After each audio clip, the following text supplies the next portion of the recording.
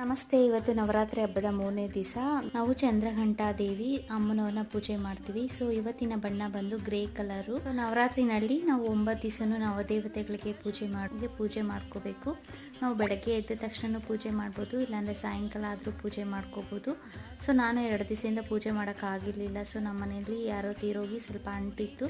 So ಅದಕ್ಕೆ ನಾವು ಪೂಜೆ ಮಾಡಿರಲಿಲ್ಲ. ಸೊ ಇವತ್ತು ಮನೆಯೆಲ್ಲ ಕ್ಲೀನ್ ಮಾಡಿ, ನಾನು ದೇವ್ರ ಮನೆಯೆಲ್ಲ ಕ್ಲೀನ್ ಮಾಡಿಕೊಂಡು ಆಮೇಲೆ ಸಂಜೆ ಪೂಜೆ ಮಾಡ್ಕೋತಾ ಇದ್ದೀನಿ. ಸೊ ನಾನಿಲ್ಲಿ ಹೊಸ್ಲು ತೊಳೆದು ಅದಕ್ಕೆ ಅರಿಶಿನ ಕುಂಕುಮ ಹಚ್ಚಿ ಚಿಕ್ಕದಾಗಿ ರಂಗೋಲಿ ಹಾಕ್ಕೊಂಡಿದ್ದೀನಿ. ನಮ್ಗೆ ಯಾವ ರಂಗೋಲಿ ಬಂದರೆ ಆ ರಂಗೋಲಿ ಹಾಕಿ ನಾವು ಈ ರೀತಿ ದೀಪ ಹಚ್ಕೊಳೋದ್ರಿಂದ ತುಂಬ ಒಳ್ಳೆಯದು. ಸೊ ನಾನು ದೀಪ ಹಚ್ಬೇಕಾದ್ರೆ ಈ ರೀತಿ ವಿಳೆದೆಲೆ ಇಟ್ಟು ಪೂಜೆ ಮಾಡ್ಕೋತಾ ಇದ್ದೀನಿ ಕೆಳಗಡೆಗೆ.